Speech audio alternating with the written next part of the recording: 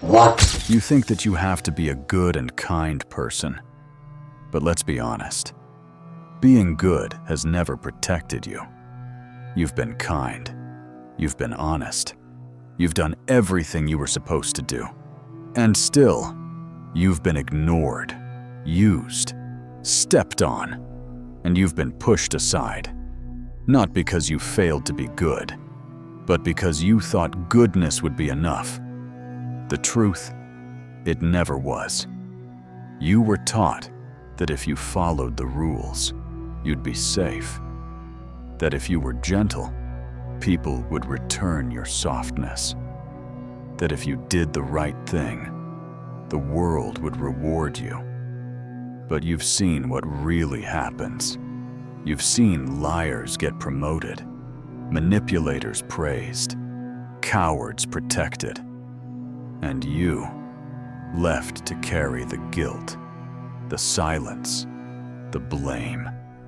You don't speak up anymore, not because you don't care, but because you've been trained not to keep your head down, to swallow your voice, to wear a smile while your spirit collapses behind your teeth. And the worst part? You've started to believe the problem is you. That maybe you are too much. That maybe your empathy, your questions, your need for truth are flaws, weaknesses, threats.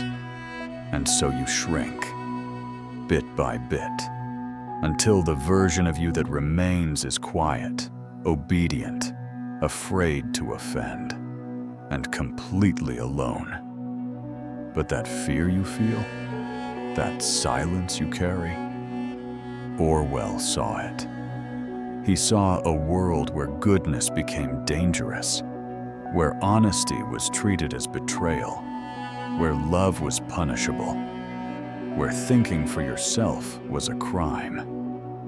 And he knew that in a system designed to control you, the most dangerous thing you can be is sincere. Orwell never wanted to be right. He wrote to warn us, not just about power, but about how the system uses your own morality to break you.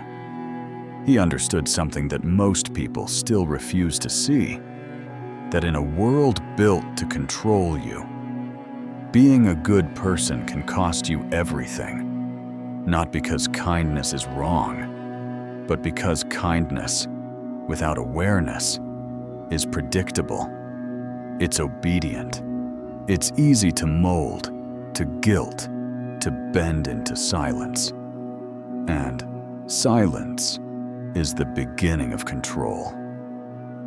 In 1984, Winston didn't die because he was rebellious. He died because he still believed in truth. He believed in love, in memory, in things that were real. And that made him dangerous. Not to other people, but to the system. A system that couldn't survive if people felt freely, thought freely, spoke freely. So it had to break him. Not by killing him, but by making him doubt himself. By convincing him that 2 + 2 = 5. By making him say it. By making him believe it. Until the truth didn't matter anymore. Until love didn't matter. Until he looked in the mirror and found nothing left. And the people who read 1984 and think it's only about government surveillance, they missed the real warning. The real message is this: if you are kind, but blind, if you are honest, but naive, you will not be safe.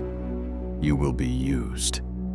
And eventually, you will be reprogrammed into something that no longer questions what it means to be good. You were taught to be good, but you were never taught what good even means. You were handed a definition, shaped by people who needed you to behave. Be polite, be agreeable, be quiet. Smile when you're uncomfortable. Forgive what should not be forgiven. Be kind to those who use you. And they called that virtue. But Orwell saw it. He saw how morality was slowly rewritten. Not with violence, but with fear.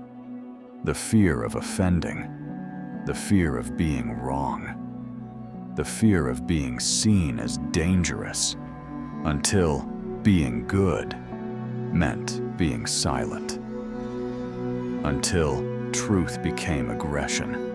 Until dissent became cruelty. And suddenly, the people who felt deeply, who questioned everything, who stood for something real, were the ones being labeled as the problem, not the liars, not the manipulators, not the ones who twisted reality to fit their agenda, but the ones who simply refused to betray their conscience. That's what Orwell warned us about. Not just control from the outside, but the slow death of your inner voice, the transformation of morality into obedience, where kindness becomes compliance and questioning becomes sin. Until even the good learn to punish each other out of fear, out of shame, out of the desperate need to be seen as safe in a system that punishes truth and rewards silence. There comes a moment when the truth is no longer safe, not because it's wrong, but because it doesn't serve the system. Orwell knew this. He knew that when power depends on lies, truth becomes a threat, and those who speak it become enemies, not of the people, but of the machine that governs perception. It doesn't need you to be evil. It needs you to be silent, to nod when something doesn't feel right, to agree, not because you believe, but because it's safer, until safety becomes your new truth, and speaking up becomes an act of rebellion. Winston tried. He held on to memory, to language, to love. He tried to believe that something pure could survive. But that's exactly what the system couldn't allow. Because if you can remember what the world used to feel like, if you can name what's wrong, if you can still say, this isn't real, then you're dangerous. And so they came for his words, his thoughts, his ability to separate lies from reality. They didn't just torture him, they made him say it. 2 + 2 = 5. Not as a lie, but as belief. Because the ultimate goal was not to silence him. It was to make him betray himself. And that's what the system wants from you.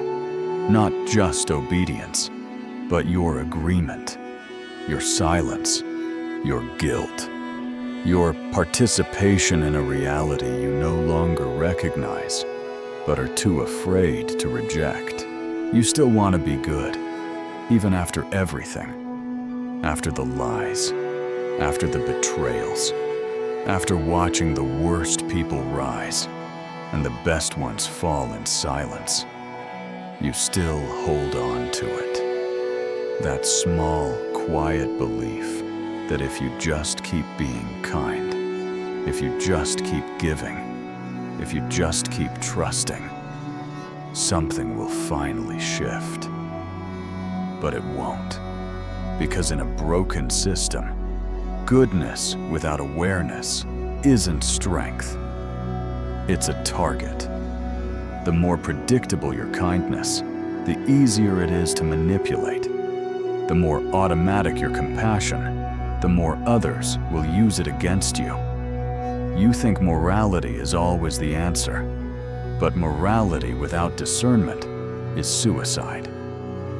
You are not meant to let everyone in. You are not meant to stay silent in the face of harm. You are not meant to bend until you disappear. That is not goodness. That is obedience. And obedience, in the wrong hands, becomes self-erasure. You can be kind and still say no. You can be honest and still protect yourself.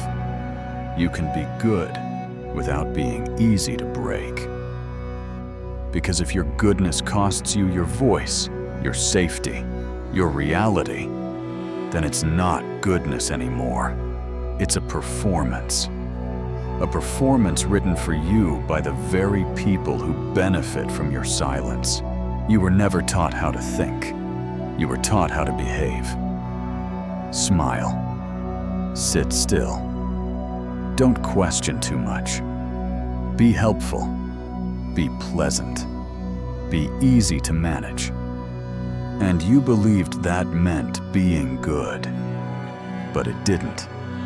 It just meant being useful.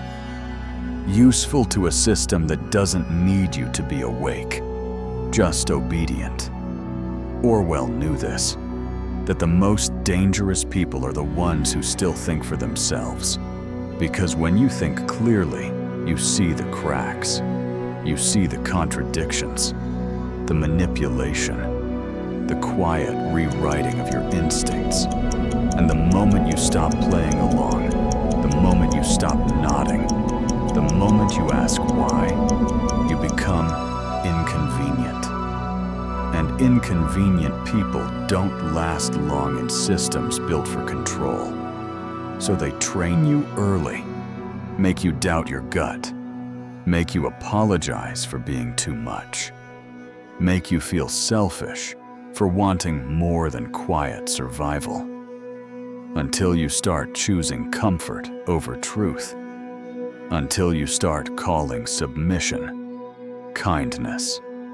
Until you start punishing anyone who reminds you of the freedom you gave up. And that's how they win.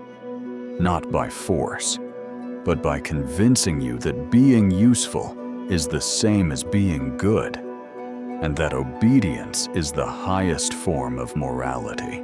If you've made it this far, you already feel it. That quiet tension in your chest, that heavy recognition, the realization that everything you've called being good was never about truth. It was about safety. And now you see it. The cost, the years spent apologizing, the words you never said, the moments you saw clearly, and stayed silent anyway. Not because you didn't care, but because you were trained to believe that speaking would make you dangerous.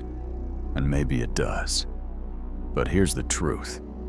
The world doesn't change by being safe. It changes when people start to see through the mask. Orwell didn't write 1984 to scare you. He wrote it so that when this moment came, when truth began to feel like treason, you would remember that someone saw it coming, that someone already knew the cost of silence. And now you do too. You can still be kind, but don't be blind. You can still be good, but not obedient. And you can still believe in love, in truth, in something real, as long as you're willing to protect it, even when they tell you not to, even when they tell you it makes you dangerous. Because maybe it does, but you were never meant to be safe. You were meant to be free. If you understand that now, leave this in the comments. Truth is not obedience. No hashtags, no explanations, just that one sentence. And if this pulled something out of you, something quiet, something real, subscribe. Not because you agree, but because you're done pretending.